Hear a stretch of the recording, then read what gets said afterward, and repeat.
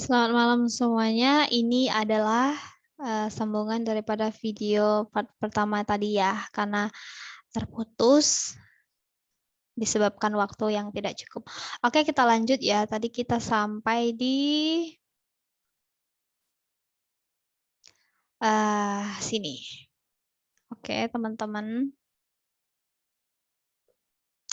Jadi, analisis of variance yang tadi kita dapatkan dari pengolahan data menggunakan software Minitab dihasilkan seperti ini untuk linearnya X1, X2, ini ada faktornya faktor X1, X2, dan X3. Kita lihat p-value-nya, p-value-nya tidak mempengaruhi respon ya, karena p-value daripada percobaan linear untuk ketiga faktor ini melebihi daripada nilai alfa, yaitu melebihi nilai 0,05. Jadi diperoleh hasil bahwasanya ketiga faktor ini secara linearnya tidak berpengaruh terhadap pertumbuhan kristal secara signifikan. Kemudian kita lihat lagi untuk Minitab-nya ya. Teman-teman lihat, nah di sini juga masih dari analisis of variance ya. Ini untuk square-nya. Kita lihat pada square-nya atau kuadratik ya. Jadi ini kita lihat untuk kuadratik dari faktor X1, kita lihat p-value-nya. P-value-nya itu adalah 0, kita lihat 0,319, yang artinya juga melebihi daripada alfa. Kemudian kita lihat untuk yang kuadratik untuk X2 0,006. Nah, di sini p-value untuk kuadratik daripada faktor X2 menunjukkan bahwasanya p-value-nya itu lebih kecil daripada nilai alfa, yaitu 0,05, yang artinya faktor X2 ini secara kuadratiknya sangat signifikan mempengaruhi daripada pertumbuhan kristal ya pada eksperimen yang kita lakukan ini ya teman-teman. Kemudian untuk yang kuadratik untuk yang X3-nya kita lihat bahwasanya nilainya juga 0,023, yang artinya lebih kecil daripada 0,05. Nah, ini juga menunjukkan bahwasanya faktor kuadratik dari faktor X3 ini signifikan ya mempengaruhi pertumbuhan kristal. Tapi dibanding yang kedua ini, kita lihat bahwasanya yang lebih kecil itu adalah 0,006. Jadi kuadratik dari faktor X2 lah yang paling signifikan dibandingkan daripada kuadratik untuk faktor X3. Kita bisa lihat di sini ada mean square-nya untuk kuadratik X2 itu nilainya lebih besar ya, sekitar nilainya ada 2226,45, sementara yang kuadratik faktor X3 itu hanya 1328,46. Kita juga bisa lihat untuk kontribusinya dalam mempengaruhi daripada respon atau mempengaruhi pertumbuhan kristal ini.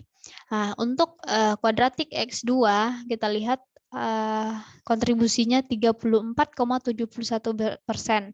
Sementara yang faktor kuadratik untuk yang faktor X3-nya sebesar 24,05%. Jadi lebih besar atau lebih signifikan untuk kuadratik X2-nya ya, faktor X2-nya. Kemudian kita lihat lagi untuk two and way interaction. Jadi interaction ya. Kita lihat di sini untuk interaksi antar faktor, kita lihat p-value-nya. Nah, untuk interaksi antara X1 dan X2, nilainya di atas 0,05. Kemudian X1 dengan X3 juga di atas 0,05. Kemudian X2 dengan X3 juga di atas 0,05. Nah, dari interaksi ini kita lihat bahwasanya ketiga interaksi ini memiliki p-value yang lebih besar daripada alfa, yaitu 0,05 mengartikan bahwasanya H0-nya diterima, yang artinya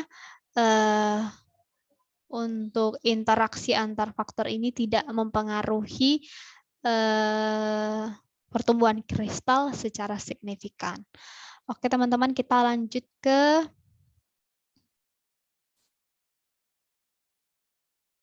PowerPoint-nya dulu ya.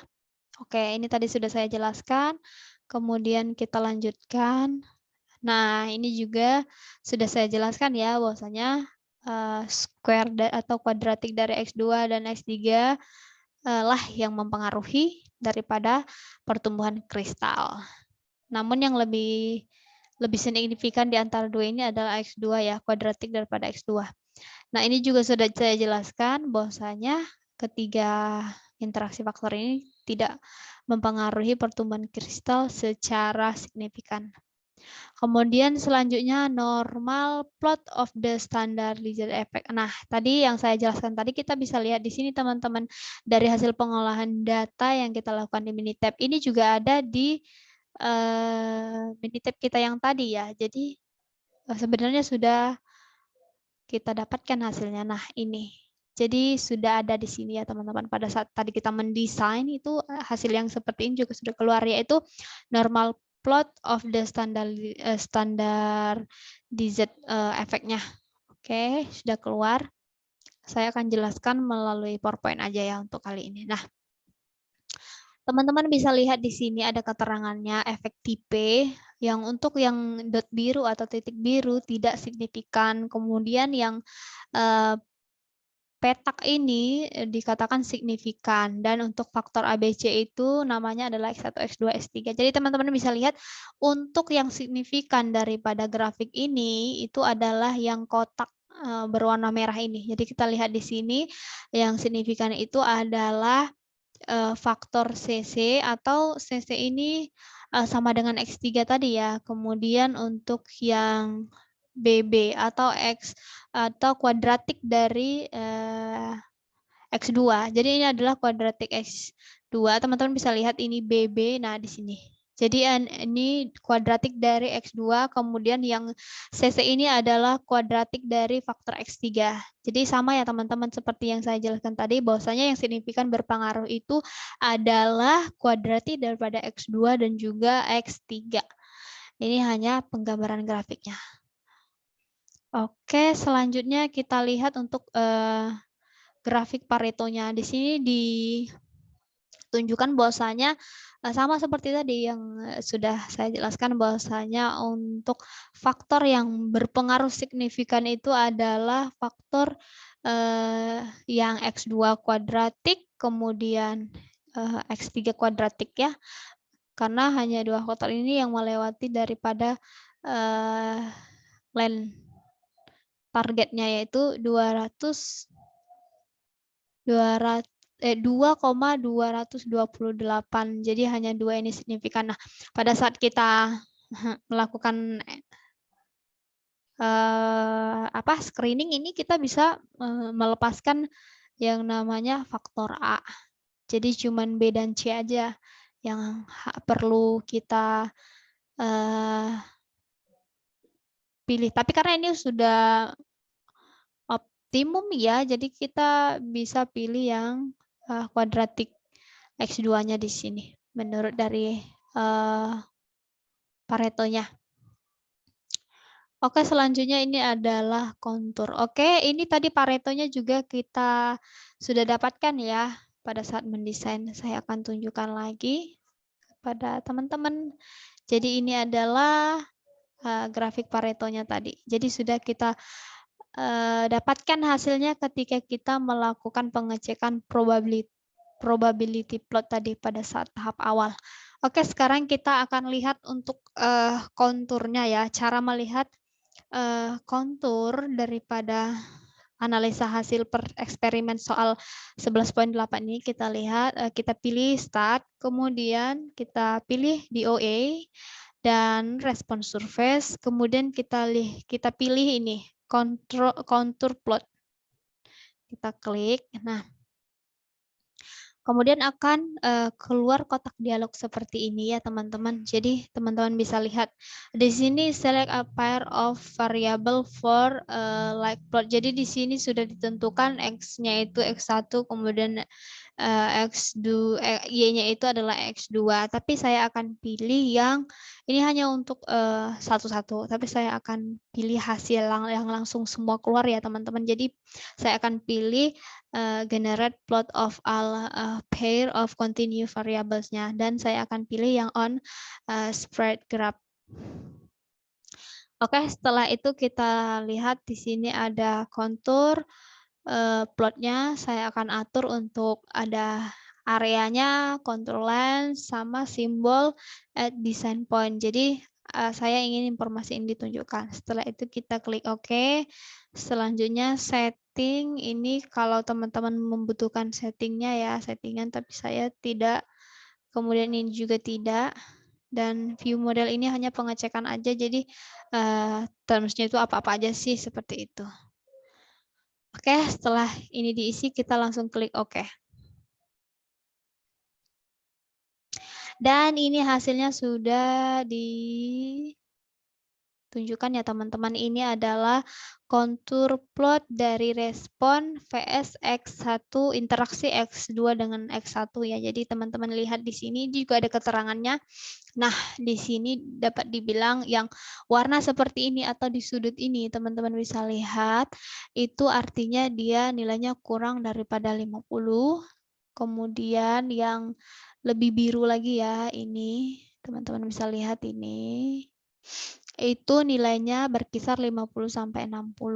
Kemudian yang agak pudar lagi, biru agak pudar, itu berkisar 60 sampai 70. Jadi nilainya 60 sampai 70. Kemudian untuk yang 70 dan 80 juga ini teman-teman bisa lihat ini ada ketika teman-teman mengolahnya di Unitab dan teman-teman letakkan tanda panah, dia akan menunjukkan hasilnya ini area respon 70 sampai 80 seperti itu. Kemudian ini juga akan dia tunjukkan, ini juga akan dia tunjukkan. Kemudian ini adalah area yang kita akan lihat atau yang dinamakan respon survei yang bisa kita pilih ya, seperti yang sudah dijelaskan oleh dosen pembimbing kita di minggu kemarin. Nah, di sini. Jadi untuk respon survei yang dapat kita pilih itu ada di sini. Nah, yang paling optimal dari respon yang telah kita kerja atau soal ini kan yang saya kerjakan ini ceritanya sudah selesai dilakukan eksperimen dan ini kita menganalisa datanya. Nah, dari respon yang ditunjukkan untuk soal ini, titik optimum itu ada berada di sini. Jadi teman-teman bisa lihat, di sini adalah titik optimumnya. Nih. Nah, ketika tanda panah teman-teman letakkan di sana, dia akan tunjukkan titik optimum pada respon versus X2 dan interaksi 2 dan X1 ini adalah pada saat X berada di 0,0 dan X2 berada di 0,0 dan responnya itu nilainya adalah 113. Nah, nilai 113 ini teman-teman bisa lihat tadi di soal. Ini, jadi kita hanya menggambarkannya aja karena sudah ditentukan oleh soalnya tadi ya untuk responnya. Nah, ini. Jadi ini respon-responnya teman-teman. Oke, kita kembali ke Minitab-nya lagi. Di sini. Nah, sama ke kontur antara respon VS X3 dan X1. Di sini juga teman-teman bisa lihat. Ini adalah area respon yang bernilai 60 sampai 70, di sini 70 sampai 80, di sini 80 sampai 90, kemudian di sini 90 sampai 100, di sini adalah yang melebihi 100. Jadi respon survei yang kita akan pilih itu adalah di daerah sini. Teman-teman bisa lihat warnanya berbeda. ini lebih dari 100 karena pada soal ini nilai yang kita butuhkan itu adalah nilai yang paling tinggi. Tapi untuk optimumnya itu kita pilih yang titik hitam ini sudah ditandai oleh Minitab-nya sendiri ya. Jadi di sini. Jadi titik optimumnya itu ketika X1 berada di 1 berada di 0.0, kemudian X3 0.0 dan responnya itu bernilai 113. Begitupun selanjutnya. Jadi respon optimumnya itu adalah 113 ya teman-teman. Teman-teman bisa cek satu persatu. Nah, di sini antara interaksi antara respon versus daripada interaksi daripada X3 X2 pun menunjukkan hasil ketika optimumnya itu X2 berada di 0.0, kemudian X3 di 0.0, kemudian responnya 113. Jadi semua hasilnya itu, responnya itu adalah 113. Jadi untuk respon yang optimum itu adalah nilainya itu di 113 ya teman-teman. Itu untuk yang optimumnya. Oke, selanjutnya kita mau lihat untuk, tapi saya akan lihatkan dulu untuk ini ya. PPT-nya dulu. Ya, selanjutnya. Nah, ini saya berikan keterangan sudah dengan surface plot of response atau dengan apa ya? Gambar 4 dimensinya. 4 apa 3 dimensi. Nah, sebentar. Cara kita mendapatkan bentuk yang seperti ini ya, surface plot-nya. Kita pergi ke Minitab lagi. Cara mendapatkan gambaran seperti itu. Tapi ketika kita ingin menjelaskan, kita perlu menyandingkan antara kontur plot dengan bentuk yang tadi ya teman-teman. Oke, kita pilih start, kemudian DOA, selanjutnya respon surface, dan untuk mendapatkan bentuk tadi adalah surface plot. Teman-teman pilih ini, kemudian klik. Setelah itu sama seperti tadi, saya akan pilih untuk general plot for all pair of continue variable, kemudian untuk on spread graph untuk mendapatkan hasil keseluruhan ya. Oke, setelah itu kita lihat apa yang perlu disetting, oh tidak perlu. Kemudian ini tergantung kebutuhan ya teman-teman. Ini hanya untuk pengecekan model-model saja. Setelah itu kita klik OK. Setelah itu hasilnya akan muncul seperti ini. Teman-teman bisa lihat ini adalah surface plot daripada respon versus daripada interaksi X3 dan X1. Nah, ini daerah yang optimum itu berada titik putih ini ya teman-teman. Tapi untuk di Minitab sendiri saya kurang tahu, tapi yang saya gunakan tadi menunya itu hanya menunjukkan seperti ini. Jadi saya menerangkan ini perlu menggunakan kontur plot yang tadi. Nah, ini teman-teman bisa lihat jadi hasilnya ketiganya muncul ya. Nah, di sini keterangannya untuk karena ini merupakan versus X1 dengan X2 dengan X1, maka X3-nya dianggap 0 jadi tidak ada X3. Kemudian ini responnya ya. Nah, kalau seperti ini kita kan tidak bisa melihat ini di mana sih. Nah, makanya saya perlu kontur yang tadi untuk memberitahukan nilainya. Kemudian ini juga untuk X3 dan X1. X3, X1 berarti X2-nya 0, kemudian di X3, X2, X1-nya 0. Nah, begitulah selanjutnya. Kemudian, nah di sini saya jelaskan, dia itu saya dampingkan ya teman-teman. Contohnya yang pertama, ini tadi nilai yang optimum yang saya udah beritahu, gambar contour plot-nya ini berada di 113 gram karena memang responnya tadi dimintanya dalam satuan gram. Oke, begitu juga seperti ini. Jadi kalau hanya ini kita tidak bisa ya, ini di mana gitu karena saya sudah coba tapi nilainya tidak muncul. Jadi saya perlu menerangkannya lewat gambar ini. Contohnya seperti ini. Ini. Saya ketika meletakkan ini di sini dia tidak muncul nilainya. Jadi saya perlu yang namanya kontur plot ini untuk melihat nilainya. Jadi daerah putih yang tadi yang di pucuk daripada surface ini, respon surface ini, daerah putih ini adalah yang ini. Contohnya ini, X2 dan X1, maka kita lihat konturnya. X2, X1. Nah, daerah putih itu adalah ini. Nah, kalau di sini langsung terlihat kan teman-teman hasilnya.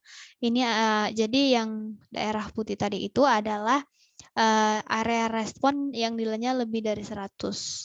Dan untuk melihat optimumnya itu di sini. Ada titiknya langsung. Oke, begitulah selanjutnya sampai yang ini. Yang surface plot dari respon interaksi antara X3 dan X2. Oke, kita kembali ke Minitab lagi, ke PowerPoint saya lagi. Nah, setelah itu kita lanjutkan lagi ya. Jadi ini tadi saya sudah jelaskan ya. Ini juga, nah sama seperti tadi. Ini adalah main effect plot for respon dalam gram ya, teman-teman bisa lihat. Karena memang responnya diminta dalam gram. Nah, ini untuk X1, X2, dan X3. Graphite main effect untuk respon ke kondisi pertumbuhan si kristal maksimumnya. Seperti ini bentuknya. Jadi ini adalah kondisi main effect-nya ya. Untuk pertumbuhan kristal secara maksimum. Nah, selanjutnya saya akan tunjukkan. Dari sini kita kan tidak tahu nih batasnya gimana. Nah, di respon optimization, respon dalam gram ini, kita bisa melihat kondisi pertumbuhan ditampilkan gambar ini. X1-nya yang optimumnya berada di 0,248. Sebentar. Kenapa berbeda? Oh, ini salah ya. Ini di 2,548. Kemudian ini di 1189, kemudian ini 0,15. Ini 1 ya. 152. 1,529. Nah, teman-teman bisa lihat dari grafik ini. Nah, ini tadi bentuk main effect ya. Dan di sini kita lihat garis untuk targetnya itu ini. Yang garis putus-putus biru. Nah, kondisi daripada maksimumnya itu, karena tadi soalnya itu dia bilang kondisi maksimumnya di mana. Di sini ditunjukkan pasang model orde kedua dan analisis permukaan yang pas di bawah kondisi apa pertumbuhan maksimum tercapai. Jadi kondisinya seperti apa maksimum tercapai ya. Jadi di sini kondisi maksimum itu tercapai ketika X1-nya, teman-teman bisa lihat ini, X1-nya itu berada di, kenapa ini minus ya? Bukan. Berada di 0,2548 ini, 2548. Kemudian untuk X2-nya itu berada di 0,1189,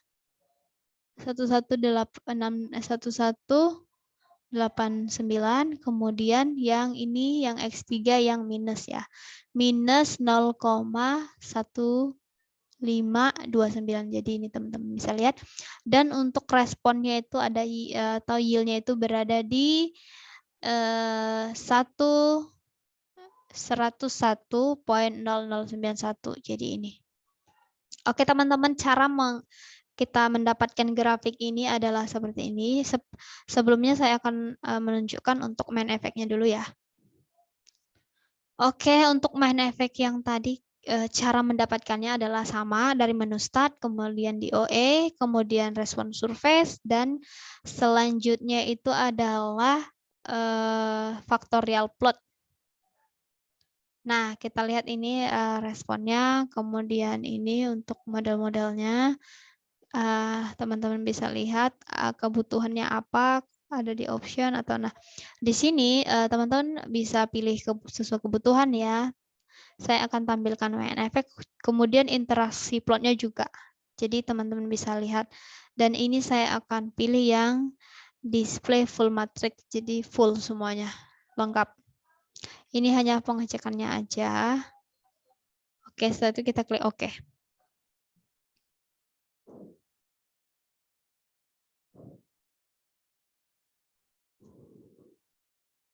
Kita tunggu Minitab. Oh, udah ya. Nah, ini adalah main effect platform responnya. Jadi main effect tadi yang saya sudah buat di PowerPoint saya adalah yang ini ya, teman-teman. Bentuknya sama. Kemudian ini adalah interaction dari setiap faktor-faktor yang berinteraksi. Contohnya ini. Kita lihat, kita tunjukkan. Tidak bisa lagi. Nah, ini misalnya X1 dengan X2 dengan X1. Di sini kita lihat bahwasanya untuk yang garis biru ini adalah nilai terendah. Nilai terendah. Jadi nilai terendahnya. Kemudian yang titik putus-putus, garis putus-putus hijau ini adalah nilai maksimalnya. Jadi teman, mereka berpotongan ya, saling berpotongan nilainya teman-teman. Kemudian yang merah titik garis putus-putus yang warna merah itu adalah titik tengahnya.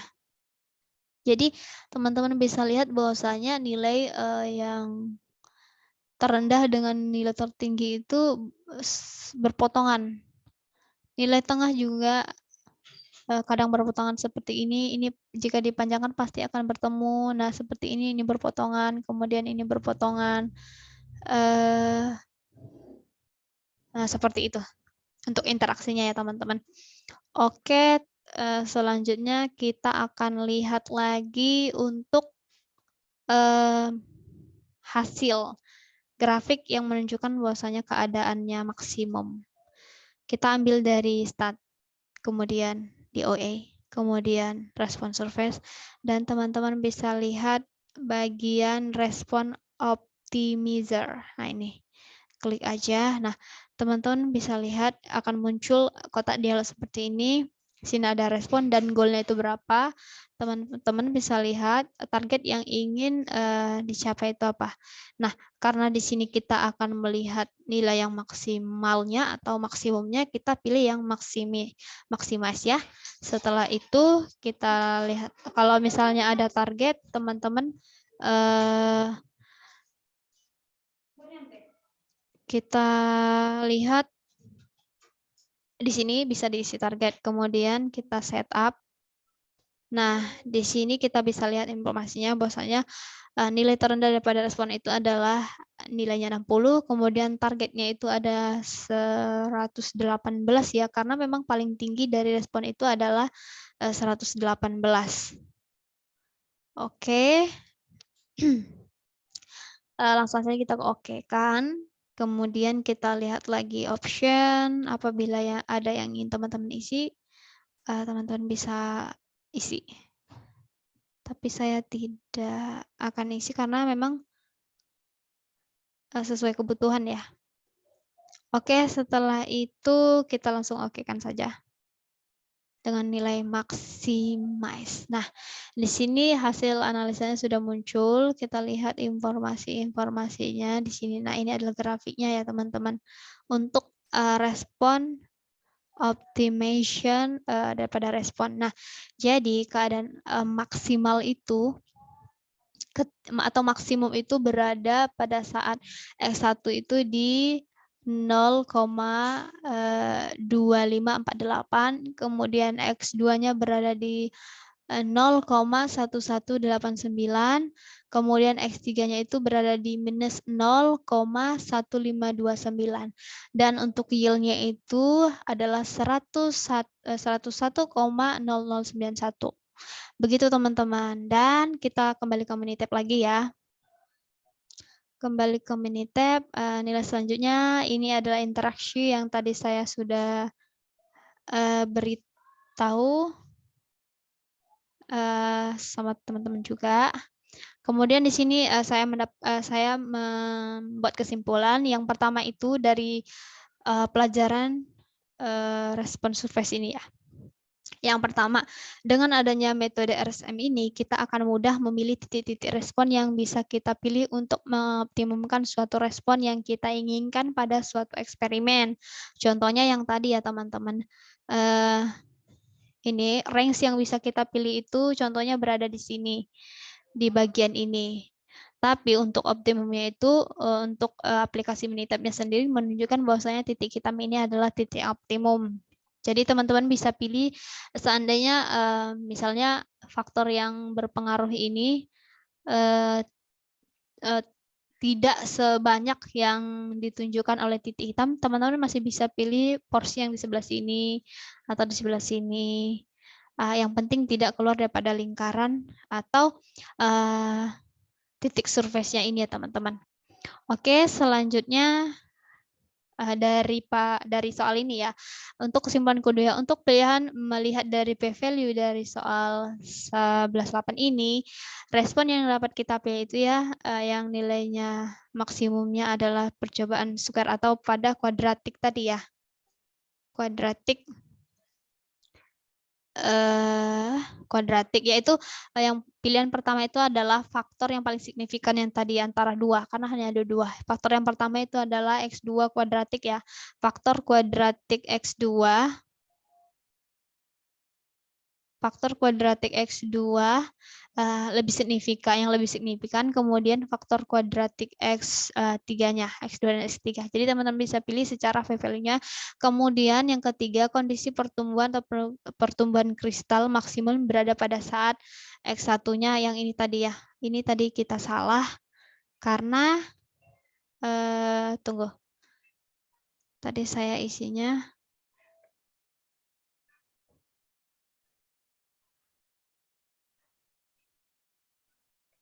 jadi di sini kita ganti nilainya sesuai dengan sebenarnya.